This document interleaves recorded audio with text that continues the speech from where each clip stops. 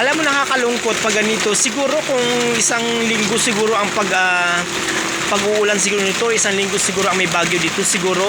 Sabi po nila kasi dito ay may posibilidad na aabot daw ito hanggang lampas daw po ng liig or ng ulo ang baha dito pag isang linggo daw po yung ulan or may bagyo daw po dito, may bagyo po na parating. Ganito na po talaga po ito talaga ang lugar na to ay talagang binabaha po talaga ito, Diyos. Kaya naano kayo mga kababayan na mag-ingat po na sa ating mga pinupuntahan, magdala ng palangga sa ulan at baka po ay tayo ay mabasa.